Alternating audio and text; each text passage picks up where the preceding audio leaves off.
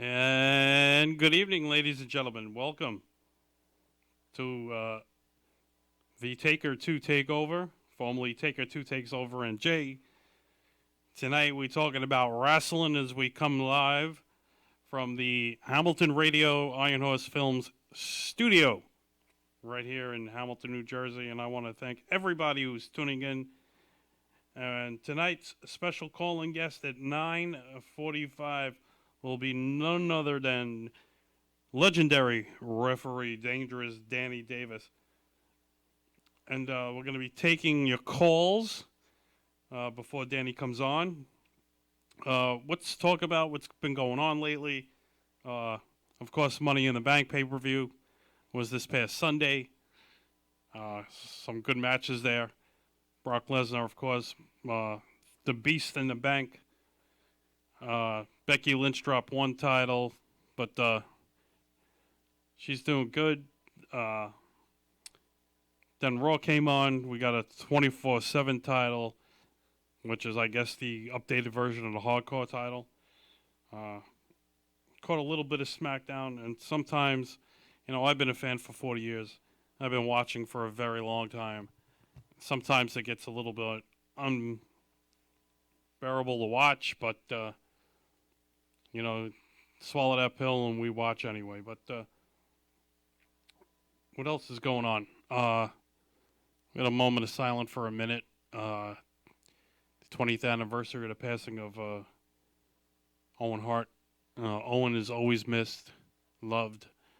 One of the hardest things you ever watched on a pay-per-view. But Owen was a great guy, and we will always remember Owen. And till this day, I can't believe it's 20 years, but that's a little crazy. Like I said, in 9:45, Dangerous Danny Davis will be calling in. So we had a call before, and I recognized the man's voice. One of my old supervisors in the sanitation, Mr. Jimmy O'Connor, called in, but we weren't on yet. Jimmy, if you'd like to call in and you're watching now, go right ahead. Before Dangerous Danny calls in. But other than that, a lot of my friends or some friends went to Vegas for this Sunday's first ever All Elite pay-per-view. And from what I'm understanding, they're charging $59.99 for that. I wish them luck. I'm not gonna badmouth it. Everybody gives it a try. You never know. Could it be the kick in the ass that the WWE needs? I mean, it's not really competition. You're going on a Tuesday night. SmackDown's going on a Friday. Raw is on Monday. But things need to change. I mean, I've been watching everybody's Facebook posts. My friends who have companies and deal with the wrestling industry. And don't forget, June 1st over in the Ramada at Monroe Township here. Got Legends of Wrestling. We're going to try to do a live shoot. Hopefully we can get the person who is running that to get our show there, and maybe we can interview some of the wrestlers. I like to catch Mark Henry. I haven't seen Mark in a long time. Mark, I ran into working security at Madison Square Garden down at the lobby. One night, he knew a good friend that worked there who worked for Vince a very long time ago, Professor Elliot Marin, who when they used to do the TV tapings, they used to run the tapes over up to Philly and back and forth to New York. I worked with Elliot doing security at MSG and Shea Stadium and all that other stuff. And when I was talking to Mark that day, I said, Mark, Professor Elliott's upstairs. And I took him upstairs, and we had a nice talk. He wanted to take us out to eat after the show was over, but it would have been too late. So I'd like to see if he remembers me, if I could catch that over there. But what else is going on in the wrestling world? Condolences also to Ashley Massaro. May you rest in eternal peace, Ashley. That's another heartbreaking young lady like that at 39 years old. So thoughts and prayers go out to her and her family. And I don't know, things in wrestling, they're either getting hot and they get cold, and you got to bring up the ratings because of all your new deals with Fox. You signed $1 billion deal. I think they go on September or October. They're moving SmackDown over to Friday nights. And of course, Ronda Rousey's back on Raw on Monday, this coming Monday. She's going to probably announce that she's going to SmackDown because Fox wants her in the worst way to get the ratings, and it's all about ratings. That's all it really is. I mean, back in the day, Raw used to draw 4 to 5 million viewers on Monday nights. They were beating the crap out of Monday Night Football in the ratings on Mondays. They would basically beating everybody, and then WCW did the whole NWO angle with the Hall and Nash, and then Hogan was the third guy when he dropped a leg on the Macho Man, and that set the 89-week defeat of Raw, and then Vince buys WCW, and that was that. So that new company going to TNT, and I guess they didn't learn their lesson, but hey, all's good. I guess we all needed a change. There's changes that need to be made, and we all still have our independent circuits out here in Jersey and New York, and all those guys are doing great. A couple of guys went over to Alaska to wrestle, and Sean and Danny, and that looked like fun as I was looking at all the pictures. Alaska's a beautiful place to visit. That's my dream cruise right there. Cruise to Alaska. Probably one of the best destinations to go to, according to travel stuff. So we are about 7 minutes shy of Dangerous Danny Davis calling in. And I hope everybody is tuning in. And we want to give a big shout out to if you notice the chair is empty. My co-host can't be here under the weather. So get better and, and that's all I got to say about that. So what else is going on in the world of wrestling? The 24-hour title, the people chasing each other all over the place. Let's see. Loving the new Bray Wyatt. Love the character. I just heard he wants to use a Slipknot song for this character, the Firefly Funhouse, and it's something good. If they don't drop the ball on this, you can make good on this. June 2nd, Friday night. Super Showdown in Saudi Arabia. Goldberg versus The Undertaker. Triple H versus Randy Orton. Didn't think Trips would wrestle again after the injury he suffered when DX fought the Brothers of Destruction not too long ago, but Trips is going to wrestle again and wrestle Randy Orton. Brock, of course, is going to be there. And that is going on next week. And everything else is looking good. So pretty soon Danny should be calling in. And everybody's waiting on that.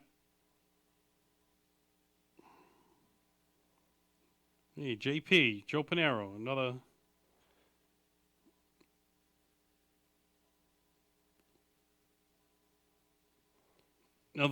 couple of ex sanitation worker buddies of mine. So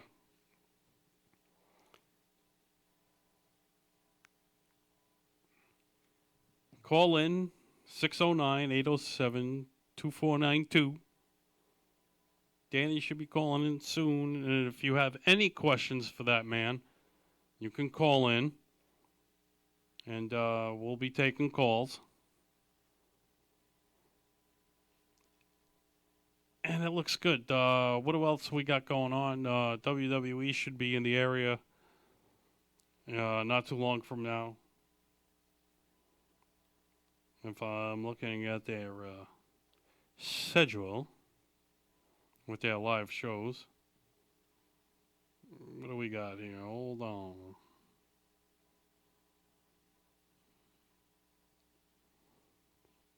Like when you type in these things and it says location not available and you type it in where you live. Got July 8th, Raw is coming to the Prudential Center.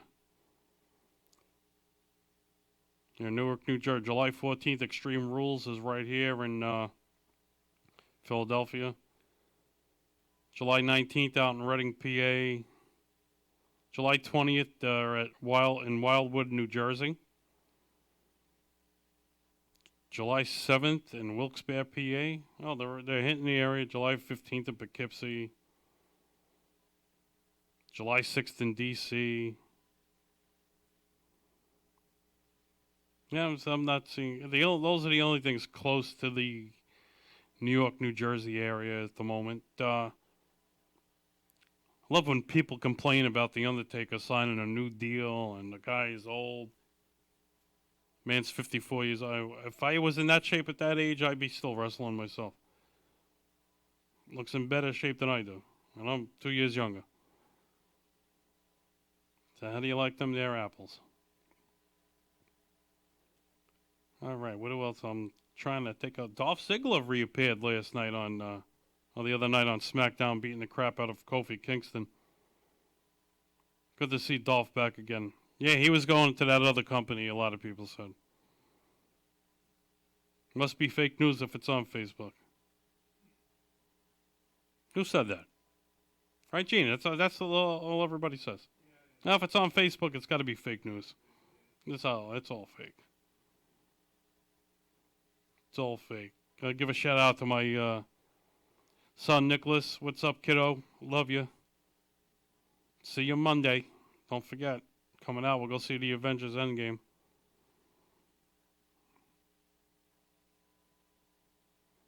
It was good to see Mick Foley last night. Mick on SmackDown or Raw, whatever it was. He's looking good.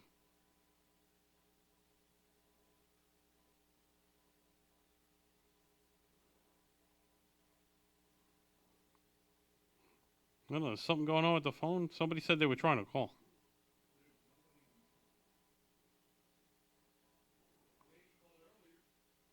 Well, Danny Davis, yeah. Did he call or you called him? Oh.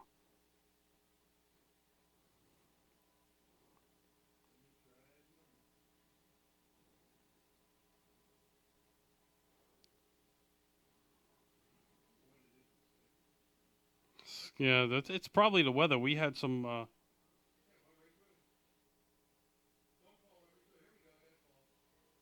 We'll see who it is. This is Dan Davis. There he is, ladies and gentlemen. The one, the only... Dangerous Danny Davis, the world-famous bad guy referee. What's going on? Danny, what's going on, brother? Nothing much. I just called in to see how you guys are making out. Have a little fun. All right, let's get started. What's going on? What are you guys talking about? Let's have some fun, man. Let's talk about you let's talk about you and your book, man. All right, my book, Mr. X, the life story of Dangerous Danny Davis. You guys are going to buy it? Is that what you want to do? You want to order it? Go on DangerousDannyDavis.com. Follow the link. Order the book. Yes, I'll sign it for you for free. I'll send it right out from where I am. How's that? What do you call? I posted it on the page, so I got everybody. Hopefully, they're hitting it up. No, they don't hear from nobody from you guys. Well, maybe they don't have any money this week. We'll see what's happening. How you doing? All right? I'm doing good. Yeah, I figured I'd call in and have a little chat with you guys and see what's going on in the wrestling world, the podcast world, whatever. Who's with you tonight? Anybody good? Yeah, you. Oh, me. Well, you got that right. You got that right. World famous bad guy referee talking. What's going on, wrestling world? Call in. Let's have some action here. Yeah, anybody watching, call Yeah, in. call in. Ask me anything you want. Let's have some fun. Call Let's in. get this going here. Yeah, I'm sorry I missed you at I Play America. I didn't know you were going to be there. That's all right. Maybe next time. Are you going to be You can buy me dinner. How's that? You can buy me something to eat. So you can buy me dinner. Are you going to be at Legend? Are you going to be in Jersey June 1st? When? June 1st. You going to that one in Jersey? No, sir. No, I'm not. No, I'm not booked there. I've got a thing on at the Hall of Fame up here in New England on the. I think it's the weekend of the 6th. So that's the thing. The first thing I've got in June. But Okay. no, not the first. Nope, right. I haven't been booked there. Who's having that? Oh, I think it's Legends of the Ring. Oh no, I'm not booked there. No one called me for that one.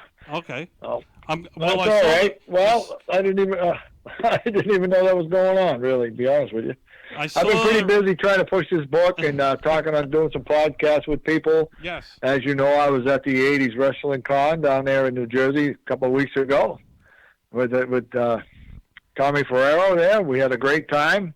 A lot of fans came out. I always loved the fans. Without them guys, I don't know where we'd be. Yes. They were the greatest fans, you know, all through New England. That was my favorite place to go, was New Jersey, New York area. Fans were wild, and they had a good time, and I hope they continue to be fans. Yes, and I was glad to see, and I didn't know Billy Capito was going to be there. Hello? You're on with Danny Davis. Yes, this is Sal Angeletti show. Hey, Jimmy, what's up? Hey, Sal, what's going on, buddy? Nothing much. We got Dangerous Danny Davis on the line if you want to ask him anything. I think we lost him. Yeah. Did we lose Oh, Danny? did you lose them? Danny, you there, Dan? Yeah, I think he's gone. Did we lose him? Yeah. Huh? Yeah, I think he yeah, while answering, yeah. All right, let's see if yeah, it's going to put him on hold. Hold on, Jim. All right, no problem, buddy. There's a new studio, so we're working out the kinks. Yeah, you know what it is, I guys? reckon so. Danny, Danny, you there? this is one of the producers here at Doc G on Hamilton Radio. We lost you because Skype won't allow 2 calls at once. I apologize for that. Okay. Well, don't apologize. Whatever we got to do, we got to do. No, it's We'll get okay. it. We'll So keep you you want me on. to call back later? Or No, I want you on. We want you on. Jimmy, you there? No, he had to hang up. Oh, okay. All I'm right. back again. Try to call him back again. Go ahead. You want me to call you back? No, not you. Oh, the no, other not guy. you. No. Oh, all right. All right. You're working out the kinks. Who's calling in? Anybody good? Yeah, a lot of my friends. Great. Yeah, we're in a new studio, so we're working out the kinks. Good for you, man. Good for you. Where's your studio at? We're in Jersey. We're in Hamilton, New Jersey. Oh, wow. That's a great area. That's nice down there. How long you been there? Doc G's been up here for what? How long, Gino, with the studio? With the studio, we've been here around 6 years, Danny. Yeah. I got 22 years with the radio station. Wow. Great, man. How you guys making out up there? How's the weather and everything else? Getting warm down there? We had 90 degrees Monday and a couple of bad thunder showers the last few days. Yeah, me too. Yeah, we've had the same up here. I guess you guys brought them up here. Where are you from, Danny?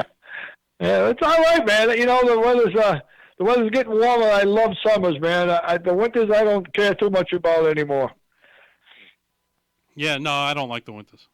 No, I used to tolerate them. You know, I know I live in New England, and if you live here, you got to deal with them. But, you know, I think I'm getting ready to move down to Florida at least be a snowbird or whatever they call them, and just move out of here for the winter, you know. But who knows? Oh, yeah. When, a lot of great things are happening up here. You know, I mean, you guys are, you know, with the podcast things and everything else, you guys are doing great, man. I wish you guys a lot of luck, and you know, anytime you want me to call in, just let me know, man. oh, you're always welcome. Even if you're in the neighborhood, you come on up and you hang out. That'd be great, man. That'd be great. Someday we'll do that. Yeah, I'll have to get up there. So we'll follow you around. We'll Who's be your calling in? stalkers. Nobody calling in? Well, the problem is, again, we can't accept calls because Skype won't allow the call to come through All with right, your call. Well, all right. So you want to? You got some topics you want to discuss? We talked about my book and how to get it. Yeah. You know, what do you want to talk about? Danny, I got a question. The Sal, if I 90s may. and the 80s in wrestling? You want to talk about yourselves, how you guys are doing? Danny, I got a question. Let me ask you this question. Go ahead. When you were a referee, Yeah. and I remember, you know, the times you were a referee, did you ever feel like being a heel was just a wrong placement at the time, or did you really want to just follow that character? Well, that wasn't a character that was anybody. It was developed by accident, really. I was just a natural heel. I mean, as a referee, I've pointed this out before a lot of times, you know, and it's in the book and how that developed. But it was nothing that we planned on, it wasn't worked on or anything.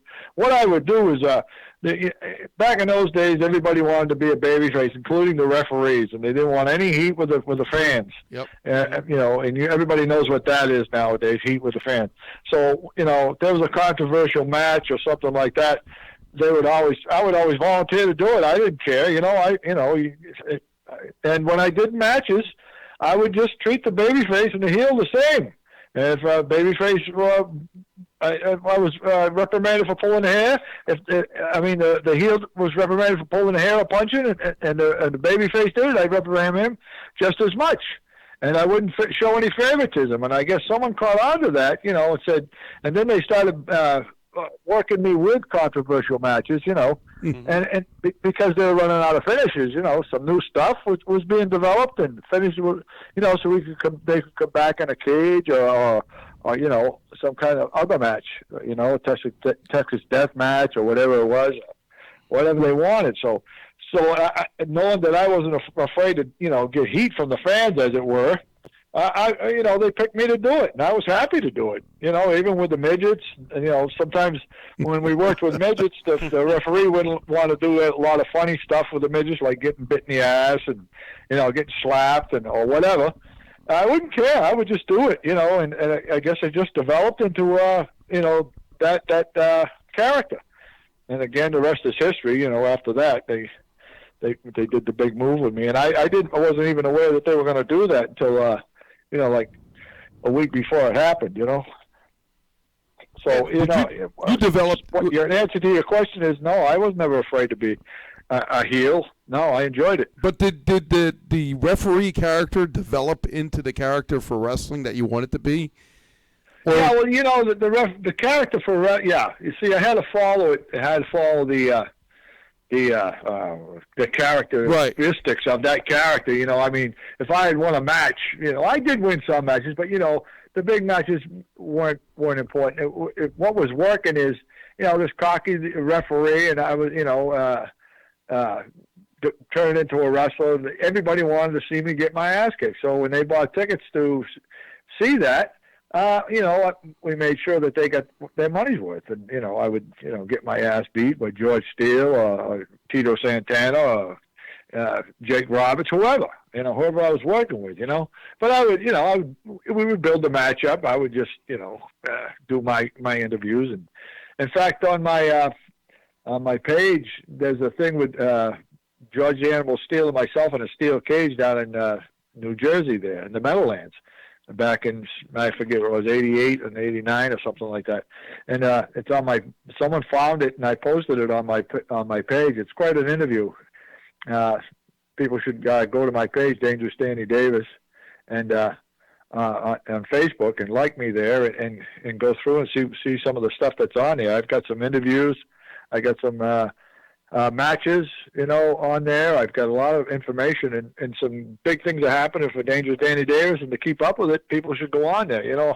I'm looking forward to, working with Tommy Ferrero again down there in New Jersey, and I've been on a podcast and I just did an interview for a magazine, and that's coming out, Royal Flush Magazine out of New York.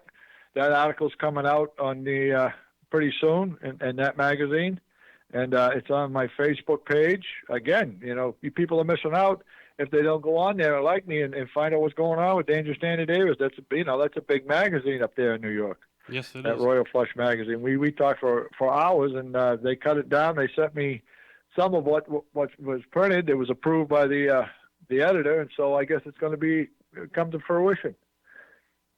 Danny, So that's something to look forward to. You know what I mean? who did you like working with the most? I mean, who was there any favorites? Was there any body you No, loved? you got to understand a guy. Again, it goes back to if you buy the book, you'd understand more of what I'm talking about. From where I came from in my childhood and stuff like that, into becoming, I worked with some of my heroes. You know what I mean? Mm-hmm. That I grew up watching. Bruno Sammartino and his kids, and Bugs and Don Lee, Blackjack Mulligan, and all those guys were my heroes. And I got a chance to work with a few of them, not those people per se, but people in that era that were up and coming when I was a kid. Jay Strongbow, Chief Jay Strongbow, he was one of my mentors. Rick McGraw, he was one of my mentors. I remember him. Oh yeah. There were a lot of guys that I watched, as a kid, and I got to get in the ring and actually work with them, man. That's quite a thing. That's for a kid to experience.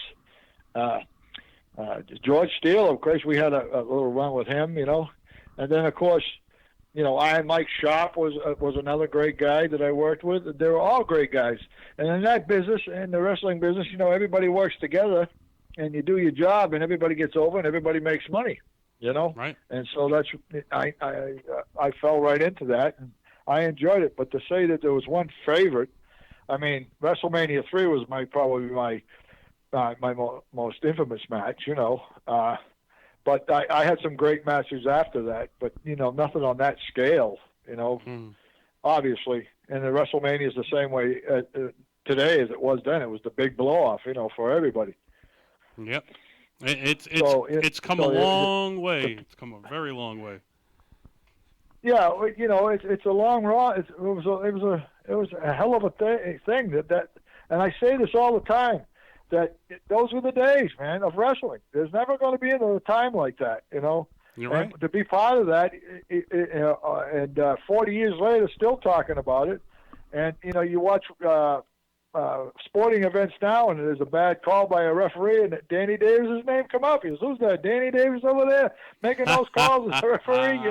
That's flattering. That's pretty. It is. That's pretty. That's pretty big stuff. And people to remember me, the fans, those fans, I keep saying that too, but it's the truth, man. Without the fans, it's nothing, man. These fans ought to be proud of themselves, because they were part of that. And regardless, they should have a Hall of Fame for fans, in my opinion. Yeah. I go back to the 80s as well. Because my first... Exactly, man. Yes. And you experienced it, man. Imagine living through that. It's like living through something. It's only going to happen once in a lifetime, man. If you were part of that, if you lived through it, if you and being a fan, man. I keep saying, I know I'm repetitive, but man, being a fan was part of that. You guys were there. You were in the seats. You came and watched. You really enjoyed yourself, and we gave 100%. And I'm so grateful to have those fans and the generation now still remembering us, and the wrestlers that are there now, the people in the ring now that remember us. And I did it for the people who came before me, the Freddie Blasses, the Lou Albanos, just to name a few, the Arnie Stolen, the Blackjack best managers Mulligans, in wrestling the were Valiant Brothers, the Wizard. Remember the Grand Wizard? Yes. Lou Albano, Freddie Blassie, man, those were the great guys, man. That's just naming a few. That there were, there's so many. Baron Cicluna. I mean, those guys were the man. They were giants. They was, well over 6 feet You tall. had Playboy. Great big men Tony doing the Gurria, stuff that we were doing. I remember Tony Gurria and Rick Martel being tag team. Yep. Tag team champions, yeah. Tony Gurria, that's another one. He was. Yep. I worked with him. I mean, it was such an exciting time, and I keep. That's in my mind all the time. Sometimes I'm riding down the road and I think back to the things we did. I mean, we worked hard. Don't get me wrong. We worked 10 to 11 shows a week sometimes. Wow. Flying from coast to coast on Learjets, and all that stuff, and working very hard, and we got it done. So and the Hogan era there's never going to be another time like that. Yep. And Bret Hart and Jimmy Hart and I mean, oh man, I'm so grateful that those guys took me under their wing and even helped me do the things we did. Speaking of the Hart family, me and my co-host, we were all at the WWE Hall of Fame, and you never know who you're going to sit next to. So I got to sit next to Bob Johnson, if you heard of Bob. Yeah. And we had told him about our show here, and he had me on the phone with Bruce Hart, and Bruce wound up calling in about a few weeks ago here. Yeah. Talking about his stuff, and it How's was he great. doing? It was great. It was great. Even what gave me chills is I'm glad you got to hook up with Billy Caputo over at that '80s thing. Isn't that something that Billy Caputo? Yeah. I don't know if I told you, I used to work with Billy's son. No, you Billy, never told yeah. me that. No. Yeah, Billy worked with the New York City Department of Sanitation, and me and Billy worked in the same garage. And I said, Billy wait, Caputo and I go back a long way, man. It was so good to see him there. yeah, I signed a book for him, and just to talk to him. I know that his prognosis isn't good, but he's hanging in there. Yeah. He's hanging in there, and to take the time and come out to and to see the boys, as it were. It was just an awesome thing for him. I mean, I hugged him. And maybe the last time I see him, and who knows? I hope it's not. But we hit it. We always hit it off, him and I. We always had a little relationship in terms of friendship. I mean, we just hit it off, and it was we didn't have to say it. We both knew it, and I'm sorry that he's in the condition he's in, and I wish him well and his family. Yeah. I just there's nothing I can do. I mean, that's what hurts. Yeah, that's. Wish that they had a cure for everything. I mean, there's cures for certain things, but it's all about the MONEY with certain things. That's right, brother. You got it. So on a happier note, he was one of the best. He did his job, and I'm glad to count him among my friends, and I mean that. So Yes. and again, the fans love him too. The fans are great.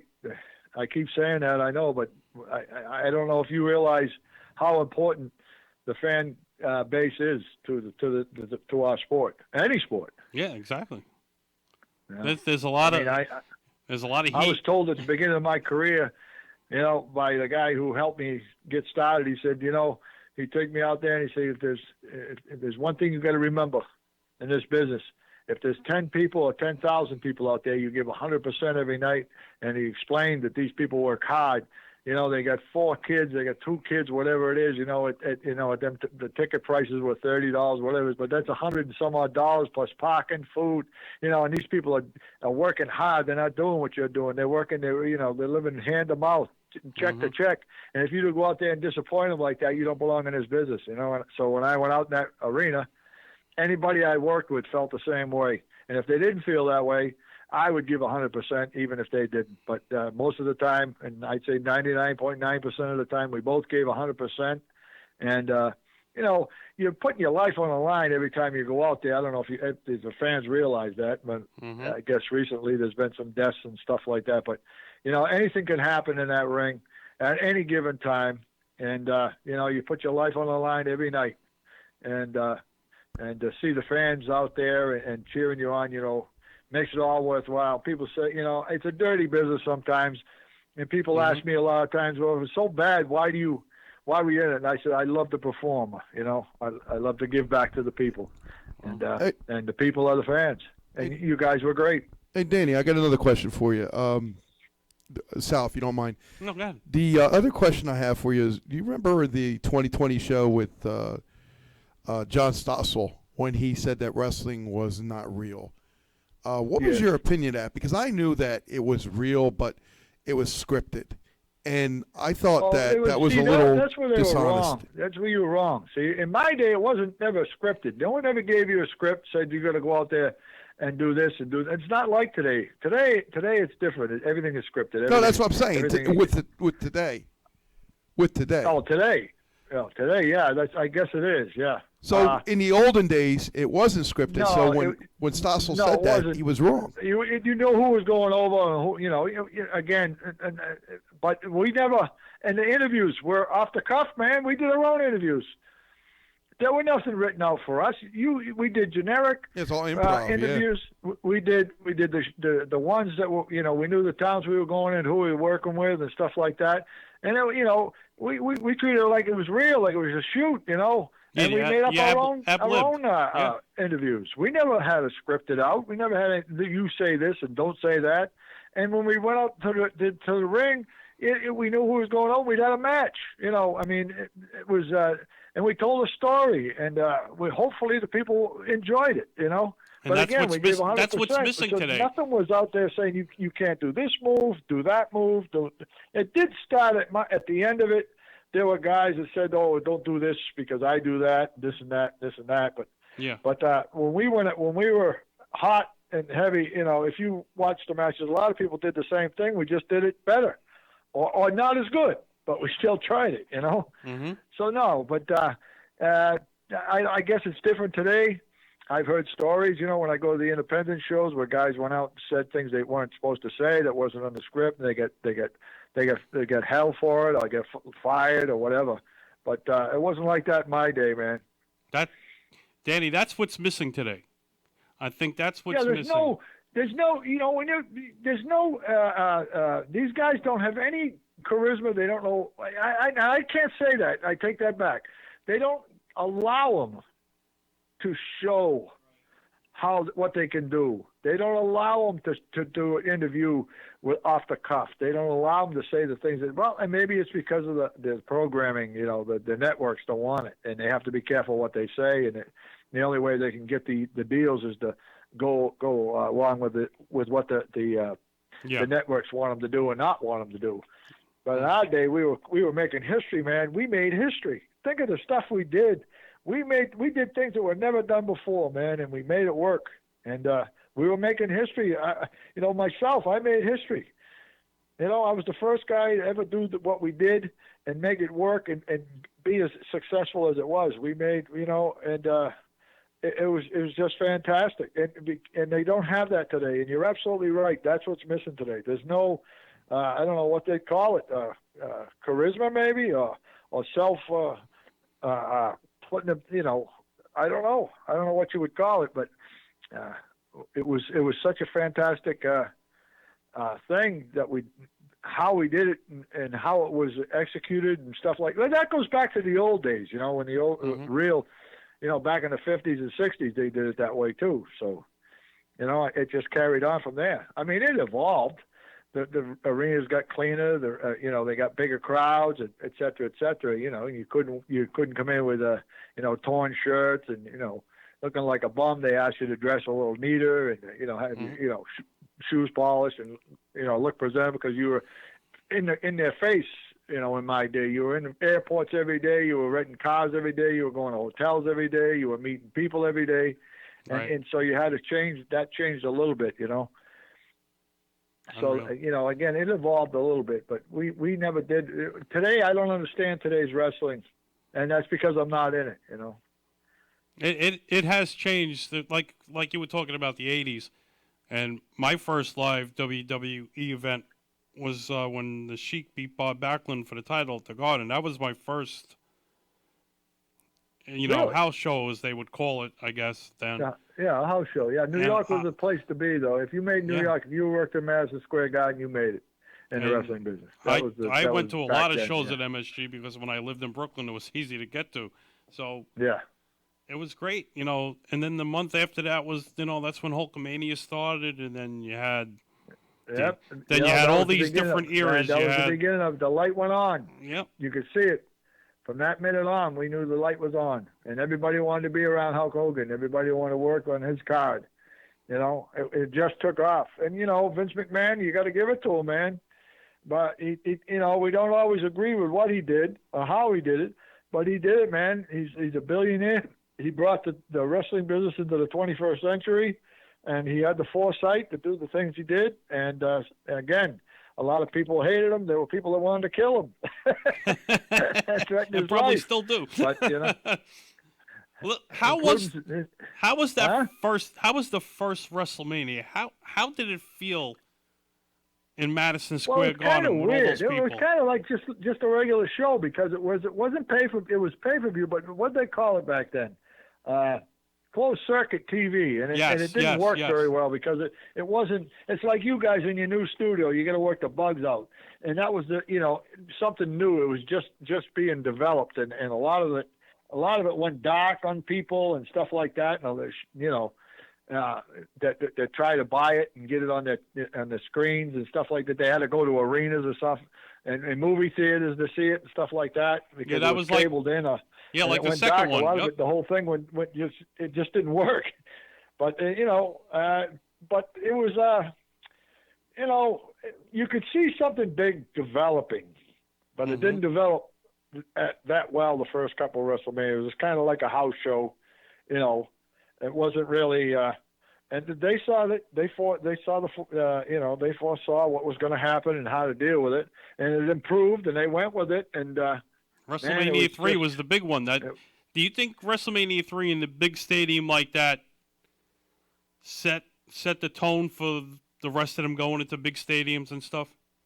oh yeah, that opened the door for so many of us, so many live events, and of course, then they did the Thanksgiving thing there, then they did the King of the Ring thing, and then they did the Survivor Series, and they developed all these things, and there was talk way back then that they were only going to do pay-per-views, they Wow. weren't going to have house shows anymore, and that really never took off, but that you could see that they have 5 or 6 big shows. They have they still have the King of the Ring, and they developed the Money in the Bank thing, and they developed them, but they didn't take off as well. And everybody waits for WrestleMania. Right. Everybody's looking forward to that WrestleMania date. That And, whole and weekend. that's what WrestleMania 3 did, man. It put it on the map, and again, we made history. We developed it. We made it work. And it's just continued on, to be part of that, we set the groundwork for what was going to come in the future. That was what? Of course, we didn't know that. Yeah. We didn't know that. 93,000 plus people. But the way it came out, we were the people who developed, who paved the way for that. Without WrestleMania 1, 2, or 3, and all the rest, I mean. We paved the way. We made it happen, man. And it was a big success. And look at it now. Again, everybody waits for WrestleMania. Now the Royal Rumbles are going to be in stadiums now, as well. See, yeah, it takes a long time to develop things sometimes. But we did all those in the regular arenas but we had the pay-per-views and stuff like that, and brought in more revenue. Danny, when you were going from town to town, did you guys drive? Sometimes, if we did it local. It would be if we were in Ohio and around here too, next right? New state Jersey, over, New if York, it was and all close, Detroit or something like that, we would drive. Or most of the time though, it was flights, but there was a lot of guys that preferred to drive. We would rent a car together and we would travel together. Who was your buddies in the car? Huh? Who was your buddies in the car with you? Who were you it with? depended on who was on the card. You you get your at the TVs they give you a sheet of paper with all the dates, all the towns, what towns you were in, who you were working with, Mm-hmm. and then they give you your tickets and stuff like that. So you started talking around. You want to hook up. You want to get a car together. You want to get a hotel room together. Are you in such and such a town? Whoever was doing it, everybody got along. Everybody did that. There was, because sometimes you would be with one group one night, and then there was like three or four groups of guys. There was in different towns. Mm-hmm. One group would be on the East Coast, one would be down south, and the other guy would be on the west. Other group on the West Coast. So you weren't always with the same guys all the time. Yeah, so they you'd still hook do up, that and now so you too. want to get a hotel together, and you're on the same flight. And people who had stuff in common with you would go to the gym with you at the time you wanted to go, and ate in the same places you did, and did the same things because we'd been to towns many times, so we knew where to eat, and you just hook up with guys that were going the same direction. Wow. Yeah, they do that now. Yeah, they got a just show like a on. big family, Yeah, they got a show on the network. It's called Ride Along, and certain wrestlers would ride together and. Yeah, I think I travel saw and- that once. I was so stupid. I mean, it's ridiculous, man. Let me tell you something. When you rode together back in those days, and I'm not.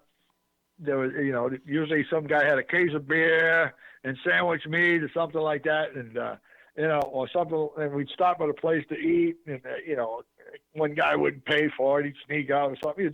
Just joking around, stuff like that.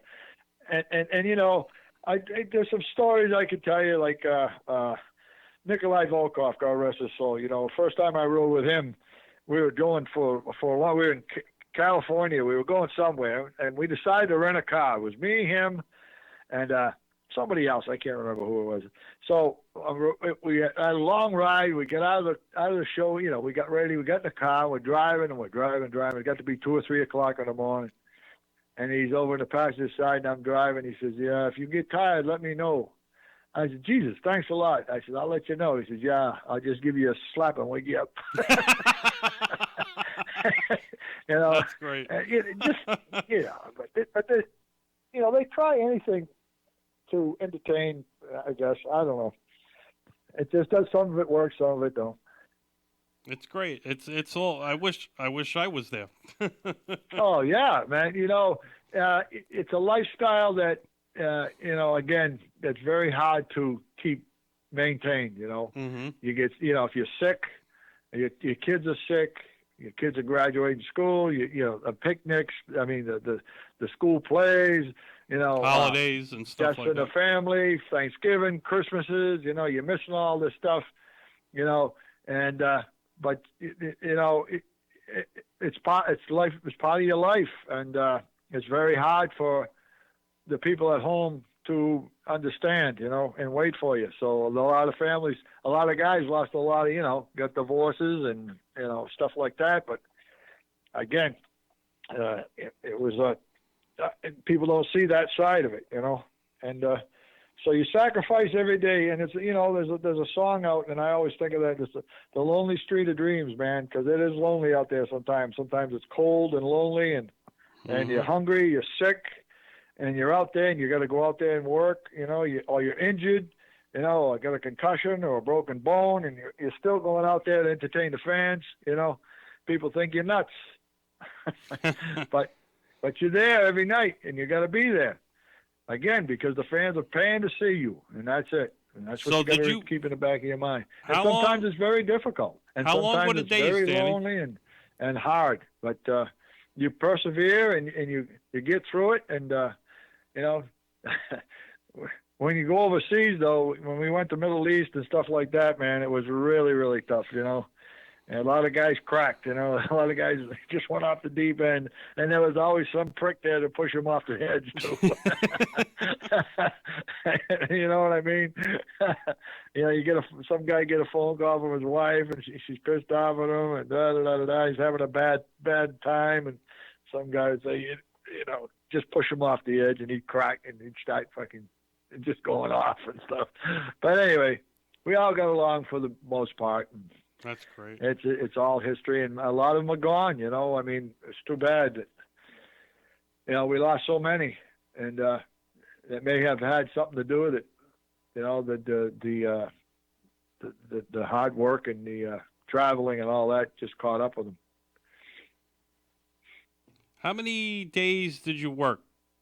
Like, was Well, it anywhere there were between times 100 that and we 200 would or have, something? well, it was we would work 4 weeks, have 10 days off, but actually it was 7 days because by the time you flew home, and then you had to leave early to get back a day or two early, so you'd have like a week off, and then you'd work another 10 days and get 4 days off or something like that, and then go back to work.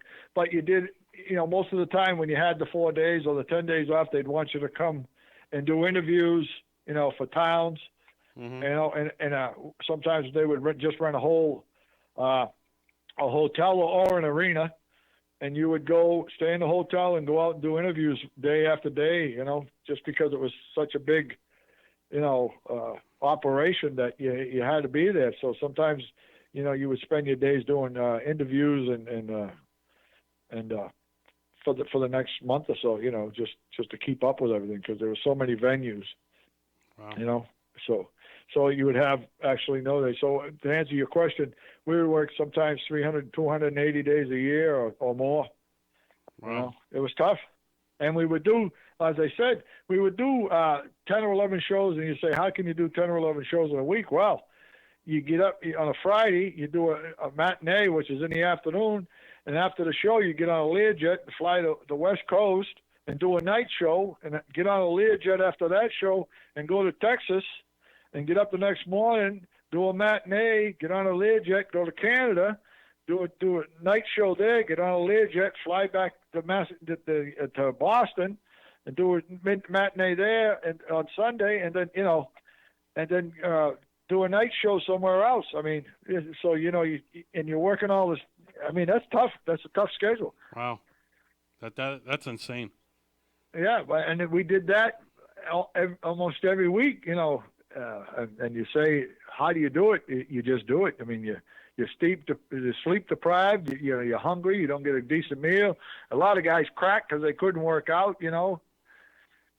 And because that was our thing, we had to keep in shape, and we had to work out and eat properly and stuff like that. But we did it, you know. There'd be staph infections, and there'd be people get hurt, you know. They'd have dislocations, or, you know, as I said, or concussions or whatever. You know, in those days, if you didn't show up, someone would take your place, you know, and then you're out. So you stayed in it. You worked as hard as you could. Unbelievable. All right, Danny. Yeah. Give everybody a rundown where you're going to be if they're from that area, if you don't mind. Well, right now, the next thing for me, I think, is like I say, June 6th, 7th, and 8th over there at the New England Wrestling Hall of Fame. And then after that, I'm not sure where I'm going to be because I don't book that far in advance because you never know what's coming up. I got some stuff locally that I do for friends. I don't know if anybody remembers Muldoon, Sergeant Muldoon there from Rhode Island. Okay. John Callahan, Big John Callahan, he used that name. But he was mostly known for that. I do some stuff for him. He does a wrestling event around, and then what's his name? I work for what the hell? I can't remember his name. He called me this afternoon and wanted me to do some things for him, and we're negotiating. There's a guy in Boston, Dan, has a radio station who has me on once in a while. I'm going to do that. So just go to Dangerous Danny Davis on Facebook and like me, and all these guys find out what's coming up, you know, and find out what's happening with Dangerous Danny Davis. And Yeah, there's some folks, other you things on heard there, Danny. you know, that's going to happen, and I'd like everybody to know it. Where in New England is this thing going to be at? It's in it's New England Wrestling Hall of Fame. It's going to be in Warwick, Rhode Island, at the Jesus, I know where it is because I live here. Is that a far ride from Jersey? Yeah, it's about 5 hours. Yeah, 4 hours. It'll say 3.5, 4 hours on the GPS, but by the time you get through with traffic and stuff, it's a big thing. Oh Jesus, Joe Bruin, who's done it. I was one of the first when he first started the New England Wrestling Hall of Fame. I was one of the first to be inducted because I came from here. Oh wow! And just go online. Just go online and look for New England Wrestling Hall of Fame, June 6th, and it'll give you all the details. There's going to be a lot of guys there. They're going to be inducted, and I can't remember all the names right now, but and he has people there just come in like myself and sign autographs and sell my books and stuff like that, and just talk to people in general. And they have it's quite a thing. We would love to get you down here. Huh? I said we would love to get you down here to with your books and stuff. Anytime, man. Yeah. You guys, just let me know.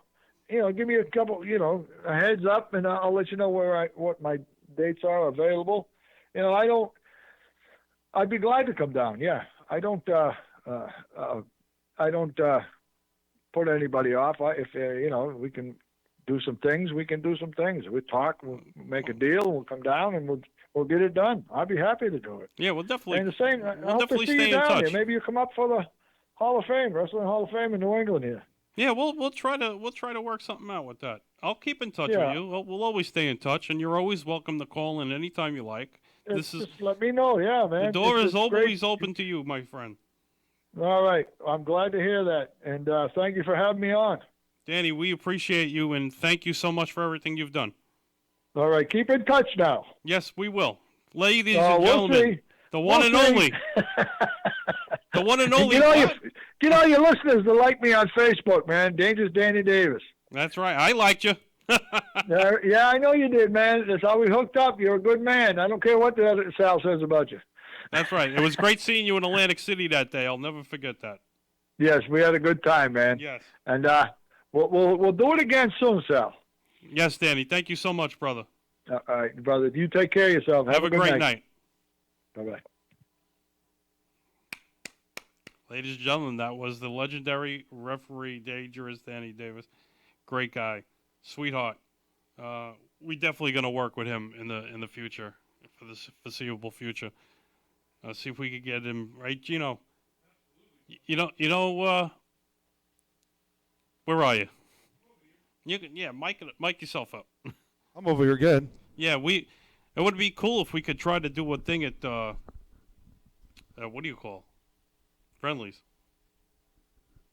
You think We'll be able to do something there, or maybe PJs. We'll see. Oh yeah, or downstairs here. It's closer for us to do PJs because we're right here outside the station Equipment, or don't something. have to go far. We can just walk it down. Or It's do it a right lot here of, in the, lot of convenience for us. Do that hallway thing downstairs. That's on the that'd be great.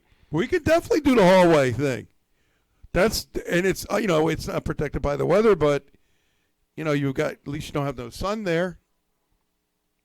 We can think about that. We got to do something with Dan. We have to talk to. I'll have to talk to the owner of the building and see if he'll allow that.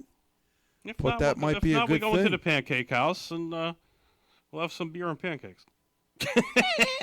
Oh, When is that place opening? Actually, it's supposed to open. They said June something. No, okay, it's almost June already. Yeah, so it should be next week. After next week, it'll be open in June. All right. We are just about out of time. That was a great show. You did a great job, bro. I want to thank Good Danny. show. I want to thank Danny for calling in because me and Rob Santa met him in Atlantic City. He was doing something with Chad, and we ran into Danny. We were talking to him about the show. He called in once. You remember when we were at the old place? He was like for a few minutes, I think. And I'm going to stay in touch with this man. It gives me the chills talking about the old school wrestling because that's where I was. I was there at the Garden and with the Hogan and the Ultimate Warrior, the WrestleManias 4 and 5 from Atlantic City. Ted DiBiase and Andre turning on Hogan. That was great when he was on Piper's Pit. There's nobody going to do a show like Rowdy Roddy Piper ever. I remember Jimmy Snuka having Playboy Buddy Rogers as his manager. They came to a Lady Grace out in Brooklyn. It was an outdoor show in the schoolyard. I remember seeing the Wild Samoans at Lincoln High School in Brooklyn. In those days, they used to do the schools, the St. Mary's. I saw Greg the Hammer Valentine. All these wrestlers, Don the Rock Morocco. I could go on and on. Pedro Morales, Intercontinental Champion. Pat Patterson was IC Champion. That's how far back I'm going. And I miss the old stuff. You know what? There's nothing better, I guess, but we all have our own take and our own opinions, and that's about it. And we're going to wrap this up. I'm Sal Angeletti. My co-host Jen. Get better. And thank you all for tuning in. Sorry about the calls. We're going to something with Skype, either with this crazy weather, and something popped up on my phone about tornado watches here in Jersey. So everybody, please stay safe. Thank you again, Gino and Hamilton Radio. And we will catch you next time. Hopefully we get some in-studio guests. You know, a lot of people's schedule when you're a wrestler is a little hectic, and we understand that. So this is the wrestling show for tonight. Talking Baseball with Sal Angeletti will be returning, and I'm working on a big one with that. And we're always working here on the Taker 2 Takeover, and we want to thank you, and God bless, and have a great evening.